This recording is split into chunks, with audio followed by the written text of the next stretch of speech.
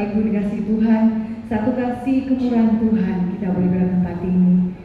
Dia Bapa yang baik, Dia yang mengasihi setiap kita, dan Tuhan Yesus ada di tengah-tengah kita. Kita satu di dalam doa. Terima kasih Tuhan Yesus. Terima kasih buat kasih-Mu yang dalam. Terima kasih buat salib-Mu. Terima kasih buat pengorbanan-Mu. Terima kasih buat bilur-bilur-Mu. Kami memperoleh berkat, kami memperoleh kesembuhan. Pagi hari ini Tuhan Yesus, kami tahu Kau ada di tengah-tengah kami. Kami tahu Kau melihat setiap hati kami. Dapati hati kami sungguh-sungguh mengasihi Tuhan. Sungguh-sungguh rindu akan hadirat-Mu. Sungguh-sungguh rindu akan lawatan-Mu. Segenap hati jiwa kekuatan kami Tuhan, kami menyembah Engkau, kami memuliakan nama-Mu, kami menyanjung-Mu, kami meninggikan Engkau. Kami serahkan teman-teman kami dalam perjalanan. Tuhan hantar tibakan di tempat ini dengan selamat.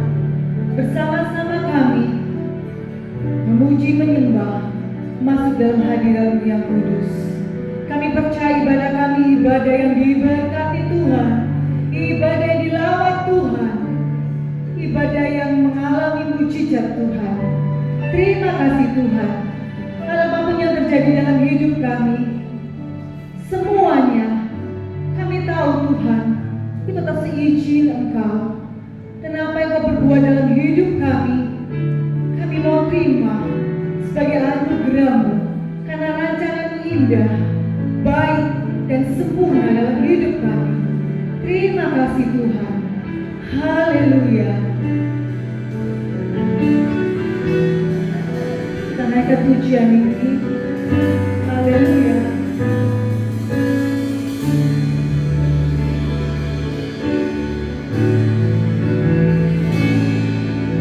Semua yang terjadi di dalam hidupku, ku tahu atas seizin-Mu Tuhanku. Apa yang Kau berbuat di dalam hidupku, ku terima semua sebagai anugerah. Amin. Semua yang terjadi di dalam hidupku, kita katakan, ku tahu atas seizin-Mu Tuhanku. Apa yang Kau berbuat di dalam hidupku, ku terima semua sebagai anugerah. Mari kita bersyukur padanya. Ku bersyukur Tuhan untuk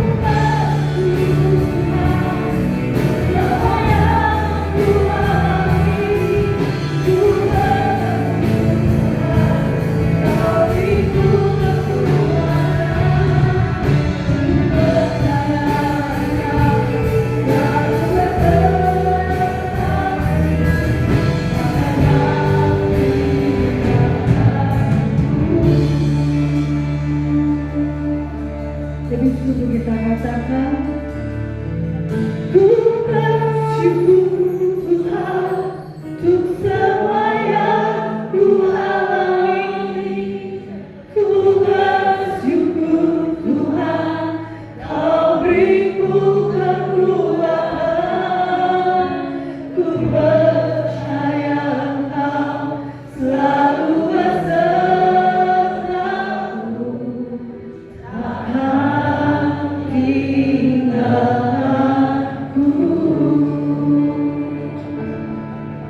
Ku bersyukur Tuhan untuk semua yang ku alami. Terima kasih Tuhan. Ku bersyukur Tuhan, Kau beriku kekuatan. Kau baik Tuhan Yesus, sungguh baik.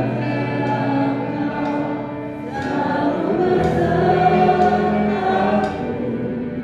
takkan tinggalkanku. Kami mau bersyukur. Ku bersyukur Tuhan untuk semua yang ku alami. Ku bersyukur Tuhan, Kau beriku kekuatan.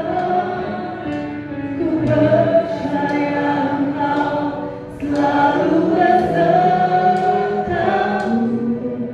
tak pernah tinggalkan. Kami bersyukur padamu Tuhan. Ku bersyukur Tuhan untuk semua yang ku alami. Kau beriku kekuatan. Ku percaya Engkau selalu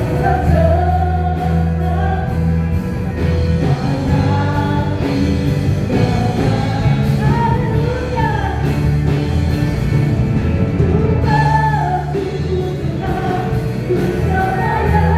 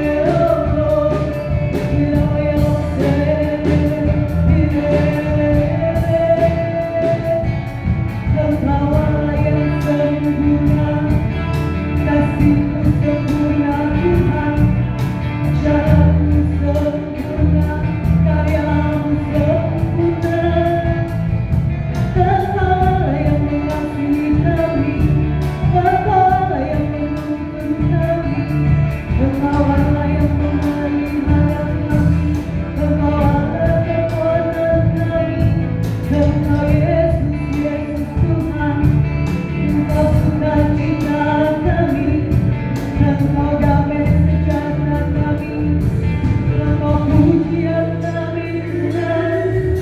Haleluya, haleluya.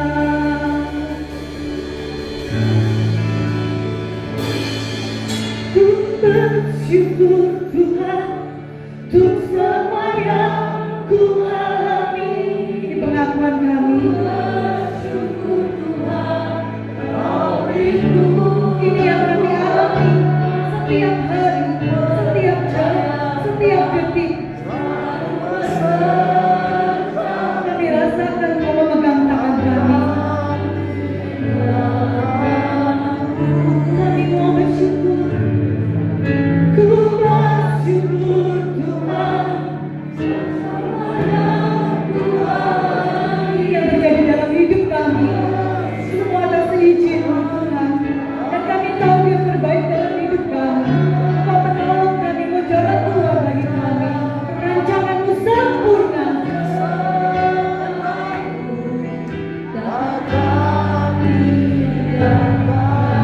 Sekali kita katakan, ku bersyukur Tuhan. Kita angkat tangan kita. Tuhan Yesus, lihat tangan-tangan yang terangkat. Kami mengucap syukur Tuhan. Dalam ucapan syukur ada kuasa Tuhan. Dalam ucapan syukur ada ajaib-ajaiban Tuhan. Ada mujizat, ada jalan keluar. Haleluya, bersyukur Tuhan. Ku bersyukur Tuhan untuk semua yang ku alami. Ku bersyukur Tuhan, Kau beriku kekuatan. Ku percaya Engkau mampu bergerak.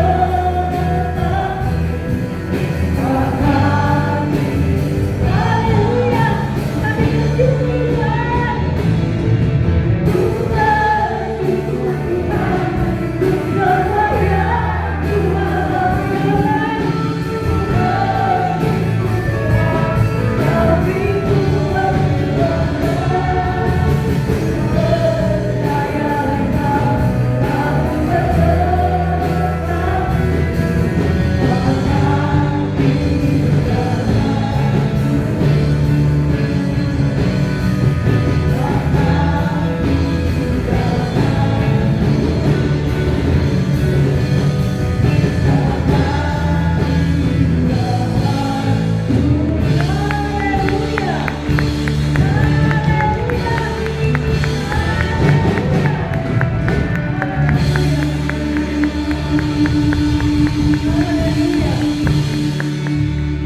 Engkau saja Tuhan alasan kami bersyukur.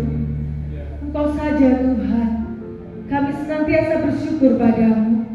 Karena Engkau sungguh baik, amat baik dan teramat baik. Selama kami bernafas, kami mau tetap bersyukur kepadamu. Karena rancangan-Mu sempurna dalam hidup kami. Oh terima kasih Tuhan. Engkau kekuatan dan mazmur kami. Engkau gunung batu kami. Engkau keselamatan kami. Hanya padamu kami percaya. Dan kami senantiasa bersyukur. Haleluya. Kami mau bersorak-sorak lebih lagi dalam nama-Mu. Di dalam nama Tuhan Yesus. Berikan tepuk tangan, sorak-sorak, sorak-sorak, Yesus. Haleluya. Mari bersorak-sorak lagi ya.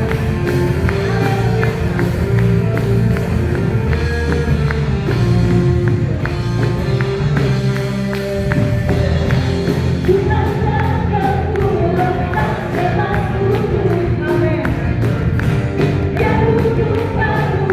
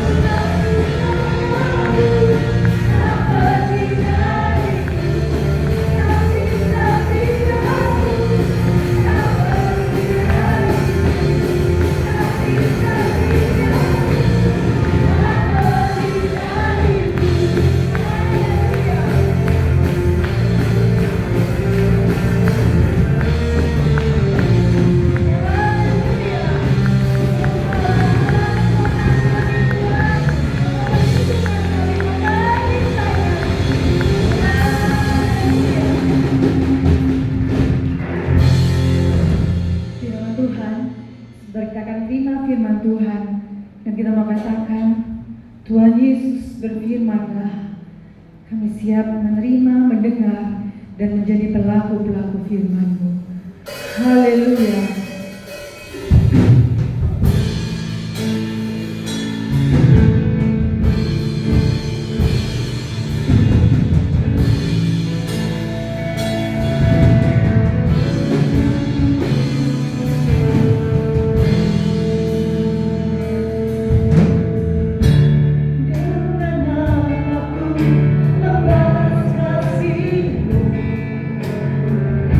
Yang ku terima darimu, benar Tuhan. Dengan aku membalas cinta-Mu, oh Yesusku, selalu bersyukur, selalu bersyukur. Kau Tuhan yang setia, yang selalu menolong. Ku mau selalu bersyukur, selalu bersyukur. Kau Bapa-Ku yang setia. Tuhan selalu bersyukur, selalu bersyukur. Kau Tuhan yang setia, yang selalu menolong. Ku mau selalu bersyukur, selalu bersyukur. Kau Bapa-Ku yang setia. Dan berikan pujian ini. Dengan lepas kasih-Mu, yang ku terima darimu.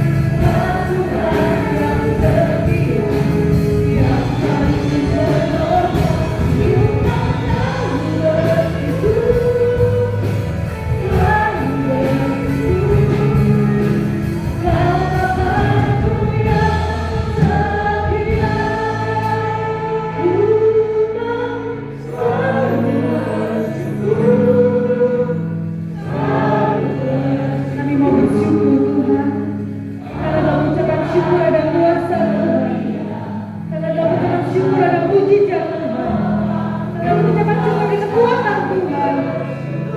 Kami mau bersyukur senantiasa, apapun yang terjadi Tuhan.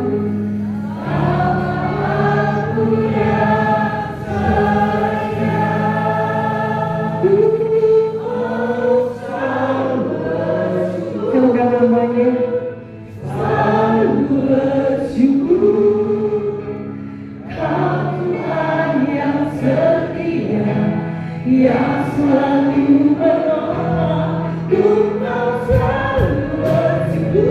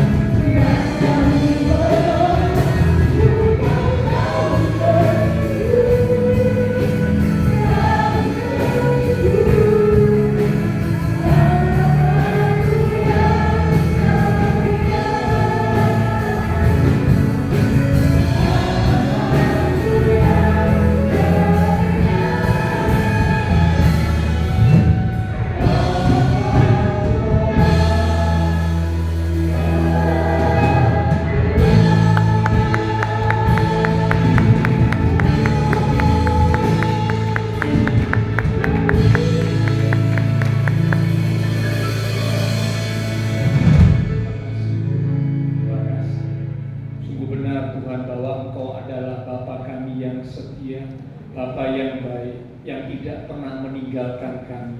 Di setiap musim hidup kami, Engkau selalu ada beserta dengan kami.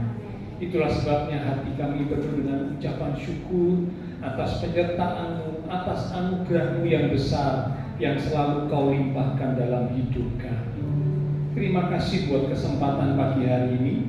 Kami umat-umat Tuhan datang di rumah Tuhan dengan hati penuh syukur dan sukacita. Telah kami persembahkan puji-pujian, sorak-sorai kami meninggikan Engkau Tuhan. Dan kami percaya setiap pujian yang kami sampaikan dari hati yang percaya dan mengasihi Tuhan, maka pujian kami boleh menyenangkan hati Tuhan. Engkau hadir di tengah-tengah ibadah kami, bersemayam di atas pujian setiap umat-Mu ya Tuhan. Karena itu kami hargai, kami hormati kehadiran Tuhan. Kami buka hati kami lebih lagi. Kami ambil sikap seperti Maria untuk duduk diam di bawah kaki Tuhan, menerima pesan kebenaran firman yang sangat kami perlukan. Mari urapi setiap kami ya Roh Kudus. Lembutkanlah hati kami. Beri kami hati yang rendah, hati seorang hamba, telinga seorang murid, sehingga benih firman yang akan ditaburkan itu sungguh boleh tertanam, berakar, bertumbuh dan berbuah di dalam hidup kami, sehingga firman Tuhan semakin mengubah hidup kami, bahkan mendewasakan iman rohani setiap kami sebagai umat-umat Tuhan. Roh Kudus, bagi pula hamba-Mu yang terbatas, taruh pikiran dan perkataan Kristus pada diri hamba-Mu. Bila Tuhan yang berkata-kata melalui mulut bibir hamba-Mu, sampai dalam santuan bagi setiap kami saat ini. Kami umat-umat Tuhan siap untuk menerimanya. Di dalam nama Tuhan Yesus Kristus, semua yang siap diberkati dengan firman Tuhan bersama kita berkata amin. Sekarang kembali bersama. Shalom. Ya, puji Tuhan. Pagi ini kita akan kembali sama-sama belajar kebenaran firman Tuhan. Judul perenungan firman Tuhan pada pagi hari ini adalah hidup yang berkualitas. Sekali lagi, hidup yang berkualitas. Ya, setiap orang ketika mencari barang, ya, rindu untuk bisa menemukan barang yang berkualitas.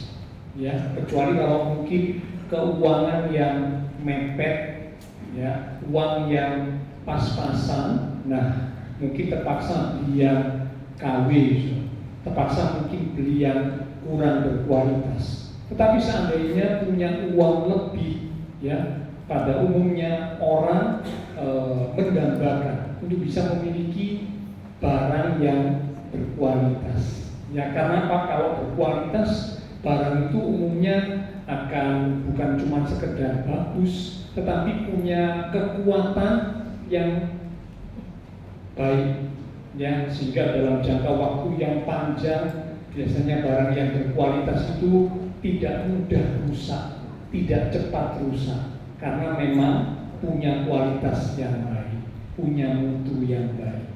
Nah, demikian juga dengan kehidupan kita sebagai umat Tuhan. Seharusnya kita memiliki hidup yang berkualitas. Nah, hidup yang berkualitas sering disalah tafsirkan oleh banyak orang. Mereka beranggapan kalau hidup yang berkualitas itu identik dengan sesuatu yang dimiliki, entah itu mungkin barang, aset, ya, kekayaan, mobil, rumah, mungkin perhiasan, atau barang-barang apa yang dimiliki, sehingga membuat seseorang menjadi punya hidup yang berkualitas. Padahal tidak demikian. Mari kita lihat satu ayat, Daniel pasal yang kelima. Daniel pada pasal yang kelima di ayat yang ke-27. Daniel pada pasal yang kelima di ayat yang ke-27. Nanti lengkap ceritanya Bapak Ibu Saudara bisa baca sendiri ayat-ayat yang lain. Saya cuma mengajak membaca ayat yang ke-27 saja ya, untuk menyingkat waktu. Demikian firman Tuhan. Tekel, tuanku ditimbang dengan raja dan didapati terlalu ringan. Amin. Cukup sampai situ. Perikop ini menceritakan tentang seorang raja ya yang bernama Belshazzar. Ya, Belshazzar ini adalah anak dari Nebukadnezar, memerintah atas kerajaan Babel, di mana kerajaan Babel adalah kerajaan yang besar, menguasai banyak wilayah, punya banyak jajahan-jajahan, sehingga banyak bangsa-bangsa lain yang tunduk, takluk kepada kerajaan Babel. Ya, di bawah pemerintahan Raja Nebukadnezar, lalu dilanjutkan oleh anaknya yang bernama Raja Belshazzar. Nah, Daniel pasal 5 ini mencatat tentang Raja Belshazzar yang sudah menggantikan ayahnya. Sebagai seorang raja, namanya raja, suku pasti raja ini punya segala yang baik dengan berlimpah. Ya, barang-barang yang baik, barang-barang yang berkualitas itu pasti dimiliki oleh raja. Dia punya kekayaan, kedudukannya paling tinggi di kerajaan, orang nomor 1 di kerajaan. Ya, dia punya banyak istri bahkan, ya, istana yang megah dan macam-macam yang indah, macam-macam yang baik, ya, pasti dimiliki oleh seorang raja. Namun ternyata Raja Belshazzar, ya, ketika dia membuat pesta, di tengah-tengah pesta pora yang dibuat oleh Raja Belshazzar, dia berikan perintah supaya perkakas bait suci, ya, yang sempat dirampas oleh Nebukadnezar, ayah dari Belshazzar, sempat merampas, sempat menjarah, ya, perkakas bait Allah, bait suci, perkakasnya sempat diambil. Nah, dibawa ke Babel. Nah, ketika Raja Belshazzar membuat pesta pora itu, pesta yang besar, mengundang banyak orang, banyak tamu-tamu yang terhormat, Raja Belshazzar beri perintah, keluarkan perkakas-perkakas bait suci yang terbuat dari emas dan perak, lalu gunakan untuk pesta. Ya, jadi perkakas-perkakas yang seharusnya hanya boleh digunakan di bait suci, tetapi karena waktu itu memang perkakas bait suci dirampas oleh Nebukadnezar, Raja Babel, maka ketika Raja Belshazzar buat pesta, itu digunakan untuk pesta pora. Perkakas yang digunakan untuk bait suci, tapi digunakan untuk pesta pora oleh Raja Belshazzar. Akibatnya apa? Di tengah-tengah pesta tiba-tiba muncul telapak tangan, ya, telapak tangan dengan jari-jari, tapi tidak ada tubuhnya, menulis di dinding. Tulisannya itu Mene Tekel Ufarsi. Ya, semua kaget, so. Bagaimana tidak? Ya, kalau ada sebuah acara yang besar, pesta yang meriah, tiba-tiba ada tangan yang muncul, tidak ada tubuhnya, cuma tangan dengan jari-jari menulis di dinding, pasti mengejutkan. Raja Belshazzar yang tadinya arogan, sombong, meninggikan diri sebagai raja yang besar, yang punya banyak wilayah jajahan, ya, melihat jari tangan yang menulis di dinding, terkejut, ketakutan, lututnya itu sampai gemetar. Saudara nanti bisa baca sini. Ya, gemetar karena ketakutan. Ada apakah gerangan? Kok bisa ada jari-jari yang menulis di dinding? Lalu kemudian raja memanggil orang-orang pandai untuk bisa mengartikan tulisan itu, membaca dan mengartikan. Namun tidak ada yang bisa mengartikan. Akhirnya yang bisa mengartikan adalah Daniel. Ya, singkat cerita begitu, nanti saudara bisa baca sendiri. Dan tulisan itu, ya, salah satunya akan dikatakan Mene Tekel Ufarsi. Artinya dihitung, ditimbang, dan akhirnya dibagi. Jadi ternyata di ayat yang ke-27 yang menjadi sorotan saya, Raja Belshazzar ditimbang oleh Allah dengan rajanya Allah dan didapati Raja Belshazzar ini ternyata terlalu ringan. Terlalu ringan. Dengan kata lain, ternyata di mata Tuhan Raja Belshazzar seorang yang tidak punya kualitas. Aneh kan, saudara? Raja yang besar, punya segala yang mewah, yang hebat, istana, perhiasan-perhiasan, barang-barang berharga, semua yang hebat-hebat raja ini punya. Kedudukan yang paling tinggi di kerajaan, namun ternyata di mata Tuhan didapati Raja Belshazzar terlalu ringan, tidak punya mutu, tidak berkualitas. Jadi karena itu Bapak Saudara, sekarang kita mesti mengubah asumsi atau pendapat kita. Kalau ada umat Tuhan yang beranggapan hidup yang berkualitas itu ditentukan oleh materi, oleh fisik, oleh sesuatu yang kelihatan secara kasat mata, ternyata itu salah. Ya, sekali lagi, kalau ada umat Tuhan yang beranggapan, yang berpikir, yang berasumsi bahwa hidup yang berkualitas itu adalah kehidupan yang memiliki semua yang hebat secara materi, secara kasat mata bisa dilihat, secara fisik bisa kelihatan, itu yang hebat-hebat, berarti itu adalah hidup yang berkualitas. Ternyata tidak. Ya, tidak. Di mata Tuhan semua itu tidak menentukan seseorang memiliki hidup yang berkualitas.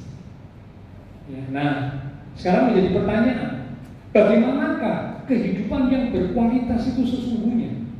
Karena saya percaya bahwa saudara pasti rindu, ya, kita boleh memiliki kehidupan yang berkualitas, khususnya berkualitas di mata Tuhan, bermutu di mata Tuhan.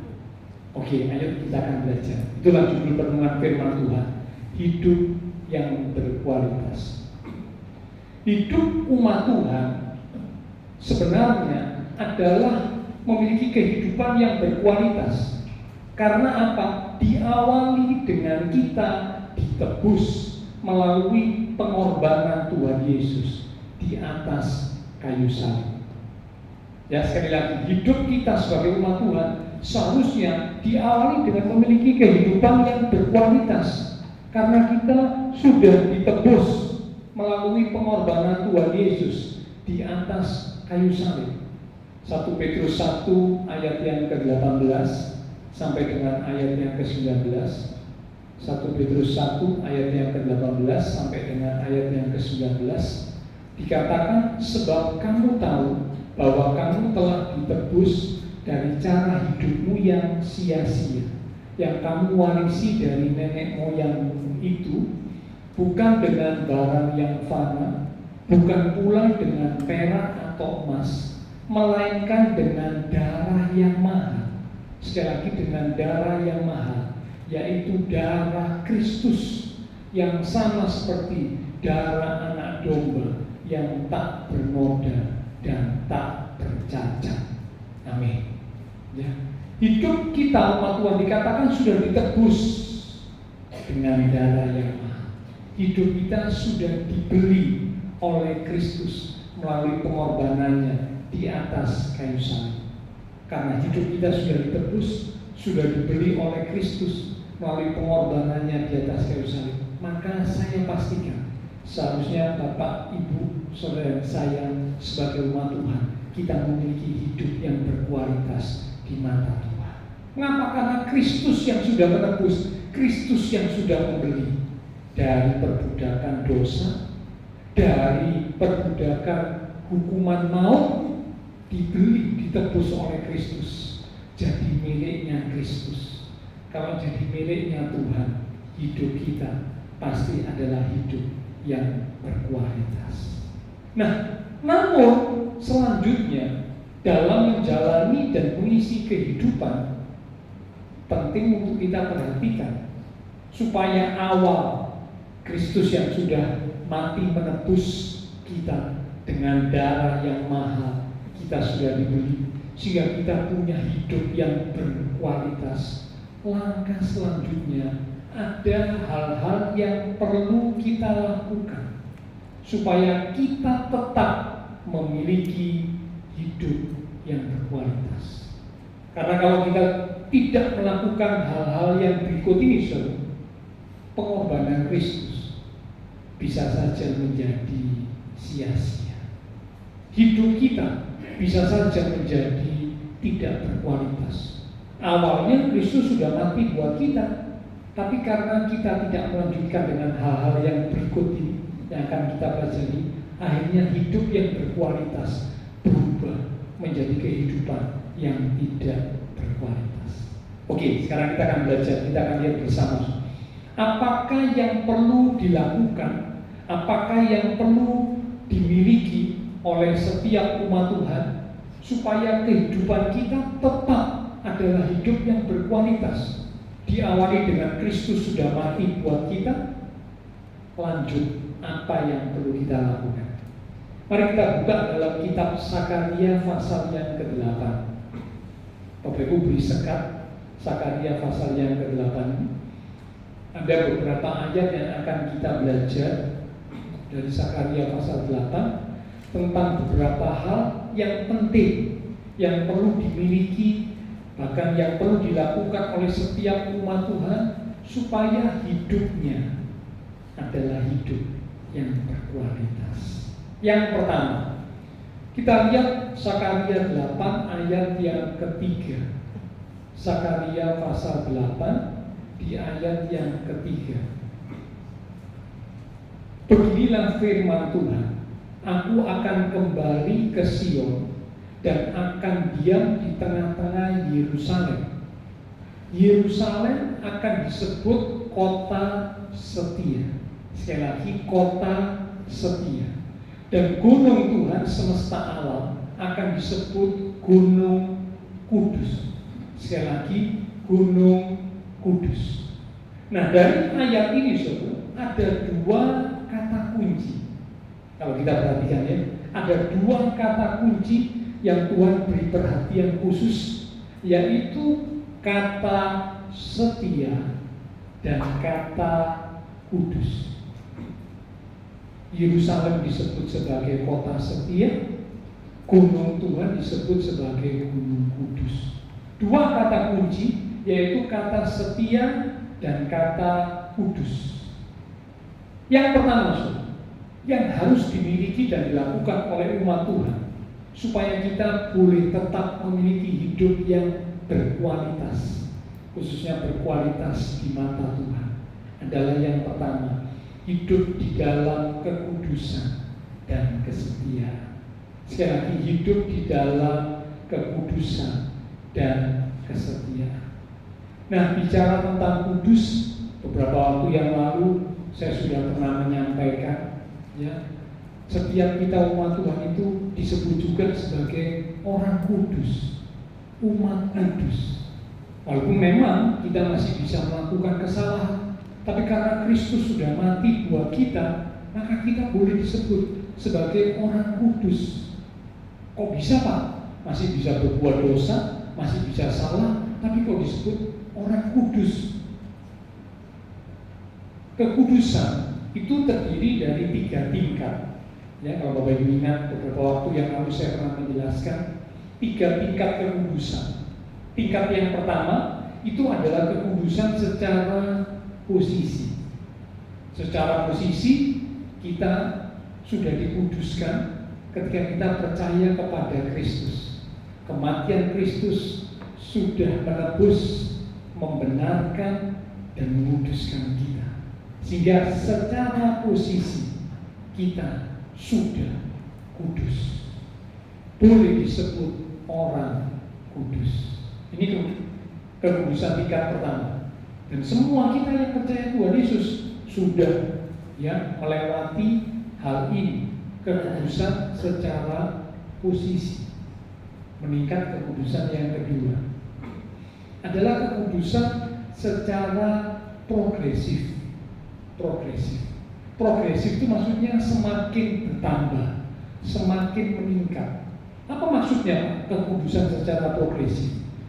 Dalam perjalanan kehidupan mengiring Tuhan, Tuhan rindu supaya kita semakin belajar hidup kudus. Masih bisa salah, betul. Masih bisa berdosa, betul. Mungkin kadang-kadang tanpa kita sengaja kita berkata-kata yang salah. Tanpa kita sengaja kita berpikir yang salah.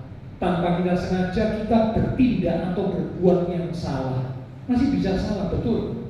Tapi begitu salah, begitu berdosa, kita sadar, langsung segera kita bertobat, segera kita minta ampun, segera kita kembali ke jalan yang benar. Ya.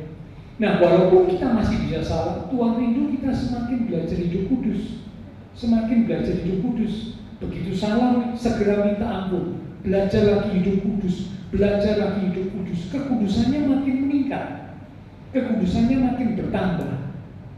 Ya, ini namanya kekudusan secara progresif, tingkat yang kedua. Ini yang sedang kita jalani bersama. Saya juga sedang menjalaninya, so. Masih bisa salah, bisa, tapi bangkit lagi, minta ampun, sadar, bertobat, minta ampun, kembali ke jalan Tuhan, belajar lagi hidup kudus, belajar lagi hidup kudus, belajar lagi semakin hidup kudus. Ini namanya kekudusan progresif, kekudusan tingkat yang kedua. Nah, kekudusan tingkat yang ketiga adalah kekudusan final, kekudusan akhir.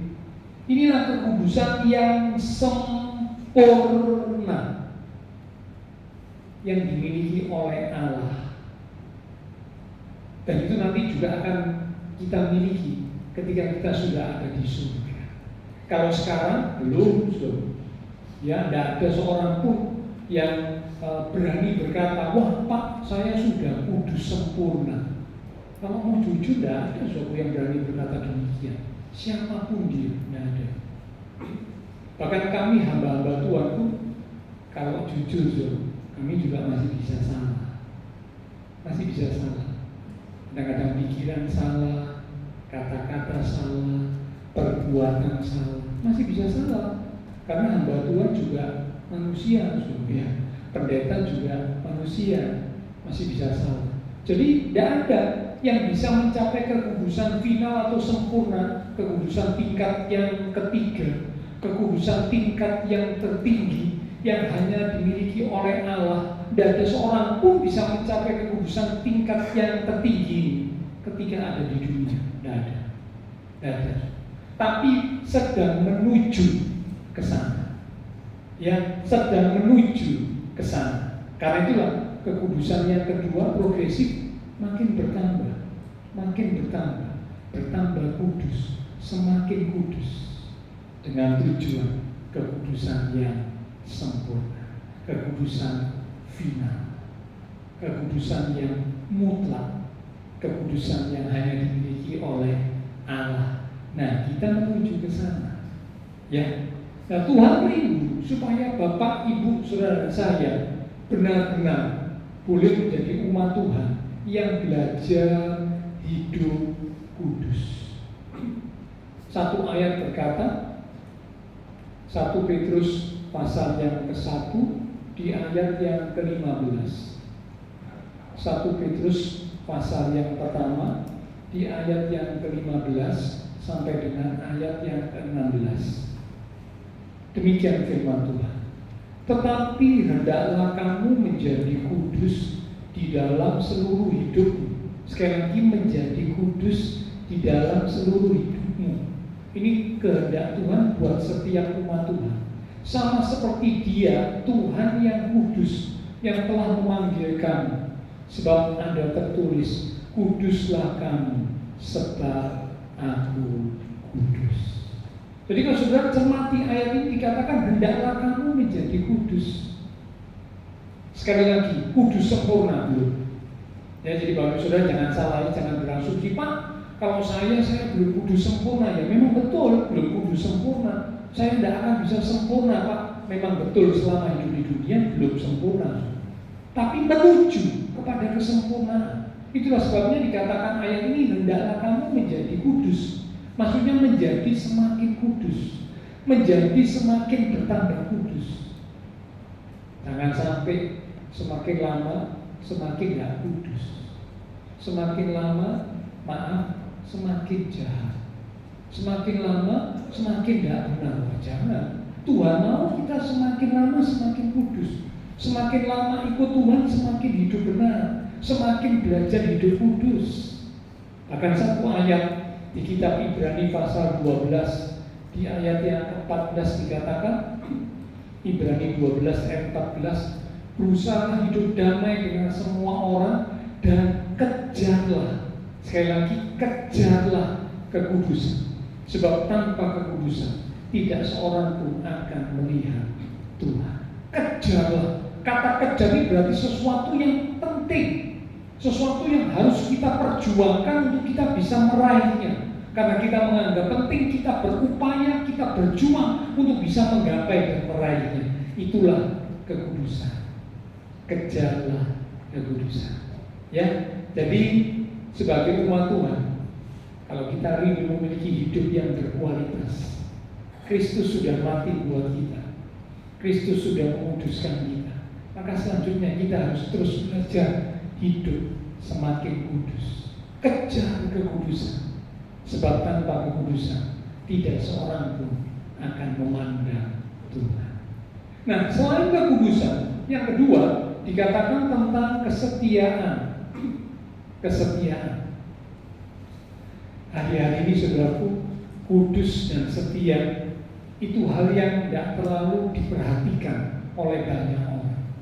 Sekali lagi, hari-hari ini di masa mendekati kedatangan Tuhan pada kali yang kedua, ya, kudus dan setia ini dua kata yang tidak terlalu diperhatikan oleh banyak orang.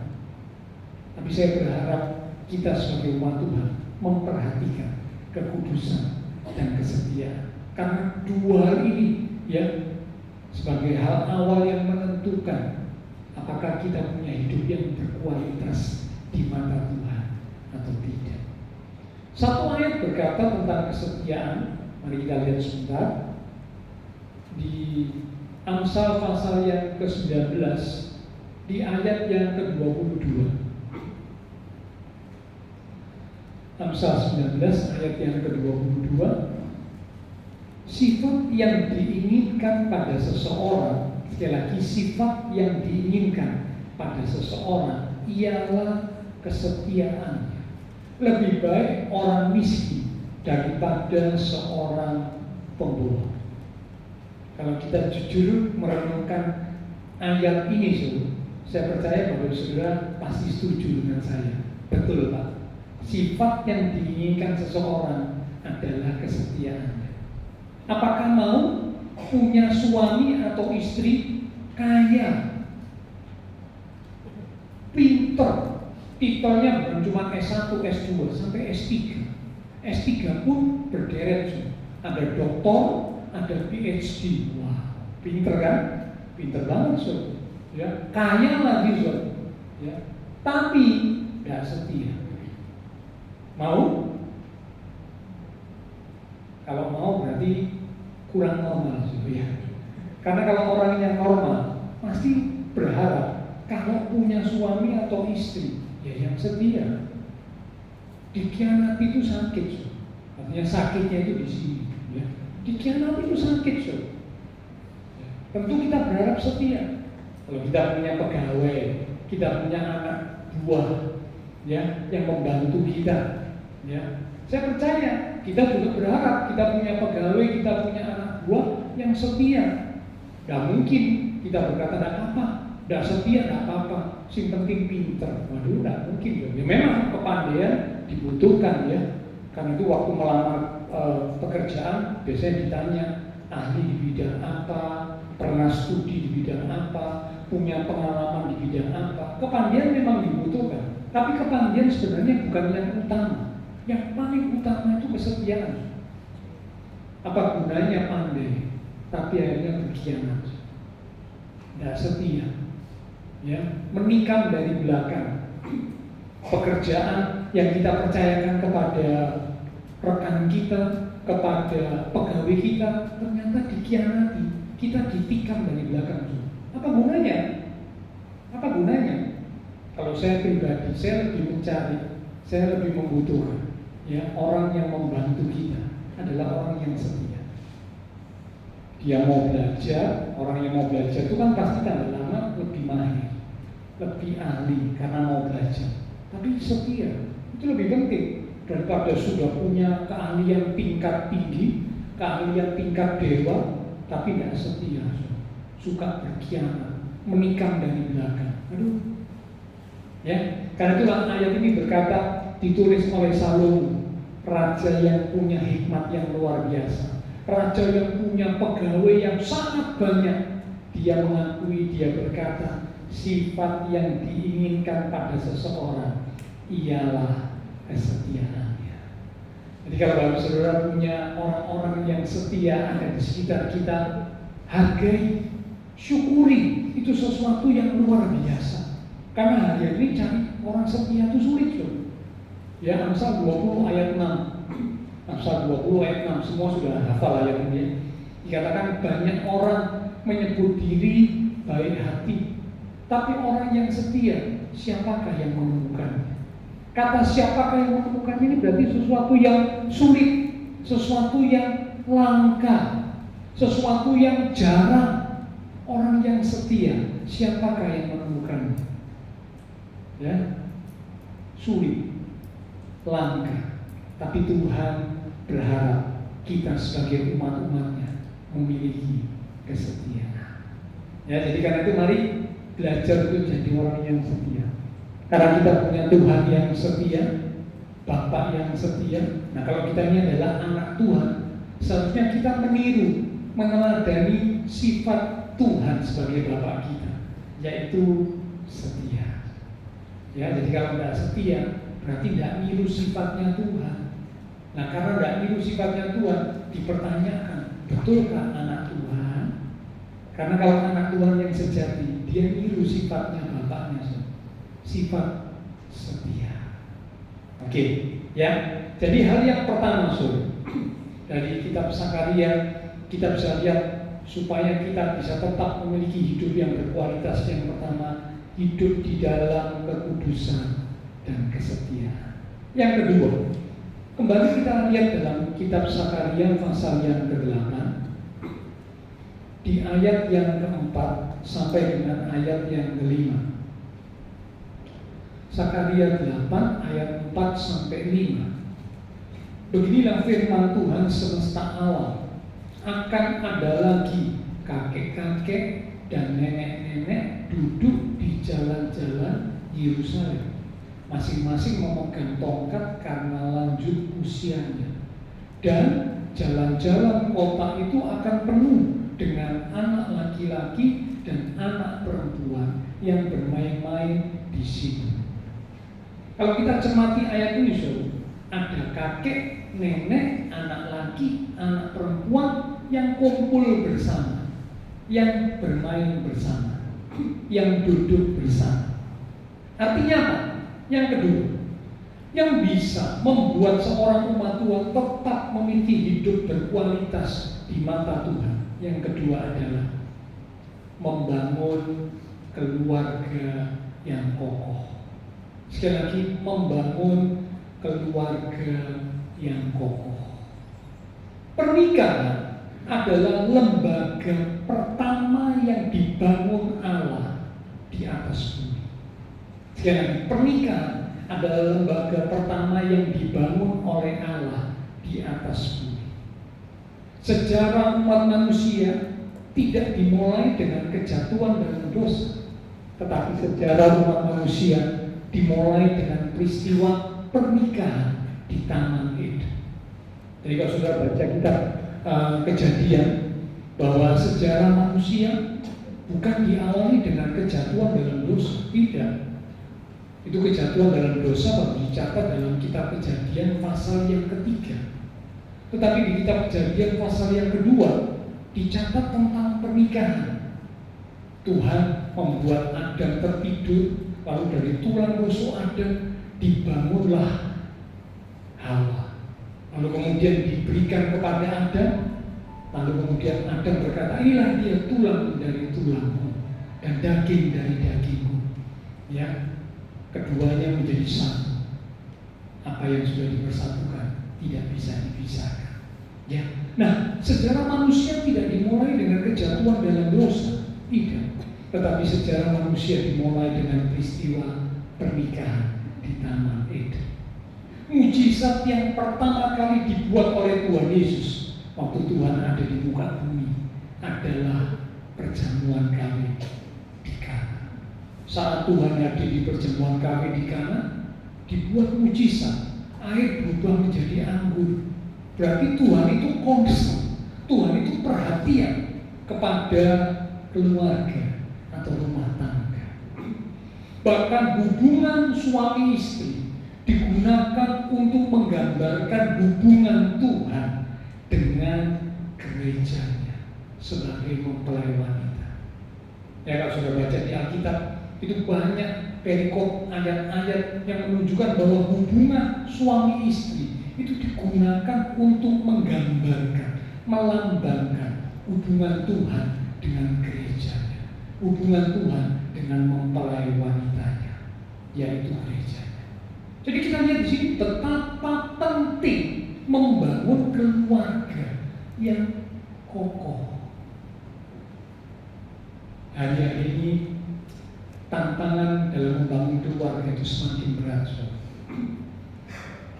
Ketidaksetiaan semakin merajalela. Tadi saya sudah katakan di poin yang pertama, sehingga banyak keluarga yang akhirnya retak, hancur, kandas,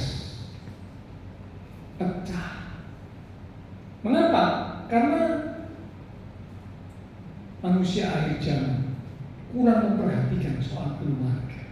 Lebih banyak memberi perhatian pada hal-hal yang lain yang sebenarnya tidak terlalu penting. Mungkin menurut kita penting, tapi itu sebenarnya tidak terlalu penting. Membangun keluarga jauh lebih penting, karena itu akan menentukan apakah kita memiliki kehidupan yang berkualitas di mata Tuhan atau tidak. Satu ayat kita lihat ya, Maliaki pasal yang kedua di ayat yang ke-14 mulai.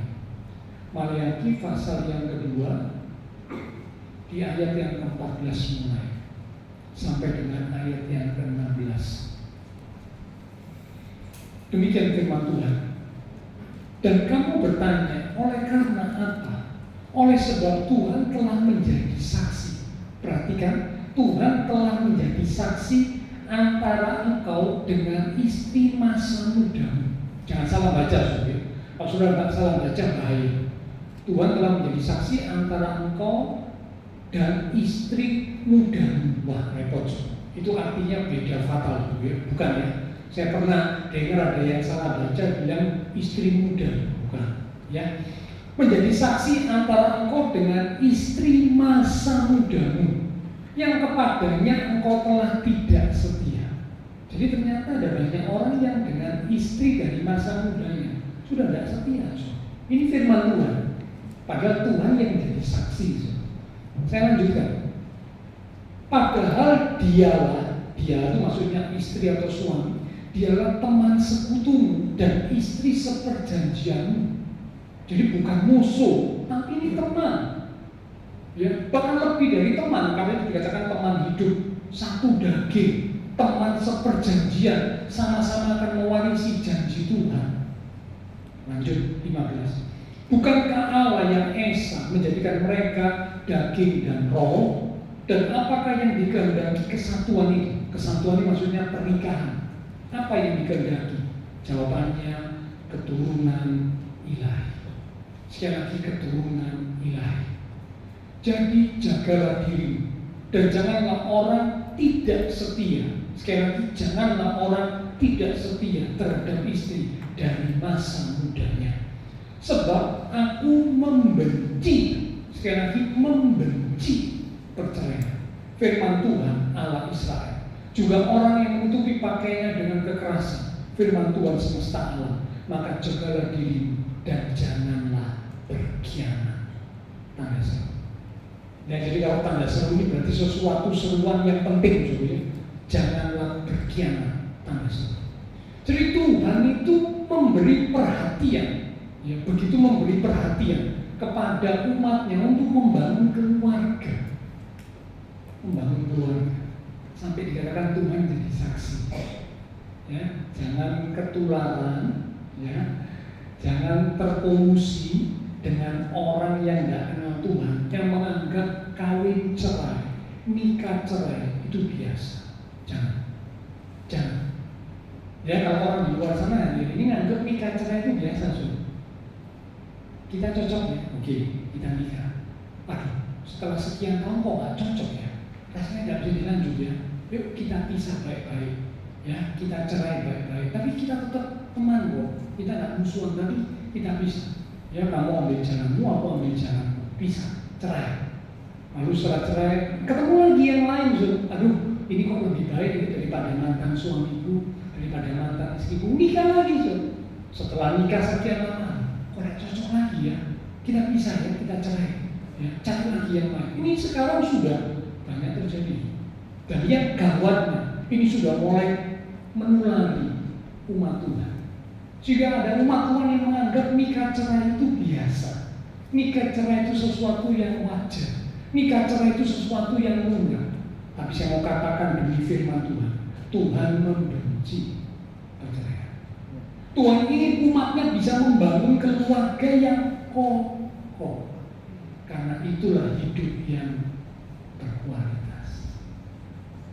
Jadi kalau ada umat Tuhan tidak memberi perhatian membangun keluarga yang kokoh, bagaimana mungkin bisa punya hidup berkualitas di mata Tuhan? Tidak mungkin. Ya, jadi yang kedua, hidup yang berkualitas adalah seorang umat Tuhan yang membangun keluarga. Dia perhatikan keluarga. Sesibuk apapun, ya, tetap penting untuk suami, istri, orang tua, anak memberi perhatian kepada keluarga. Karena itu yang Tuhan mau. Ya. Nah, 5 pilar dalam membangun keluarga yang lalu pernah saya sampaikan, saya ulang sedikit. 5 pilar dalam membangun keluarga: kasih, kepercayaan, hormat, pengertian, dan komitmen. Kasih, kepercayaan, hormat, pengertian, dan komitmen. Ini 5 pilar untuk bisa membangun keluarga. Bicara kasih itu punya 5 bahasa. Ya, saya cuma mengutip sedikit saja. Ada 5 bahasa kasih. Ada yang bahasa kasihnya itu kata-kata. Ya, jadi kalau terima kata-kata yang menguatkan itu dia merasa dicintai lebih. Ada lagi yang kedua, bahasa kasihnya itu waktu yang berkualitas. Jadi kalau pasangannya punya waktu yang berkualitas buat dirinya, itu dia merasa dicintai lebih. Itu bahasa kasih yang kedua. Bahasa kasih yang ketiga, menerima hadiah. Wah, kalau menerima hadiah semua pasti mau, ya. Apalagi kalau terima wangsit, waduh, pasti senang banget, ya. Yang keempat, tindakan melayani, dibantu. Jadi kalau salah satu repot, yang satunya mau bantu. Nah, ketika dibantu itu merasa dicintai lebih. Dan yang kelima, bahasa kasih, sentuhan fisik. Yang mungkin dibelai, mungkin dirangkul, dan seterusnya. Sentuhan fisik. Ya. Nah, ini 5 bahasa kasih. Nah, ini yang sudah menikah, ya. Belajar mengenali bahasa kasih pasangannya. Apa ya bahasa kasih pasangan saya itu apa? Ya. Memang kalau kita lihat ya 5 bahasa kasih ini rata-rata dimiliki oleh semua manusia, ya. Tapi yang tertinggi itu apa? Ya, karena tiap orang beda-beda.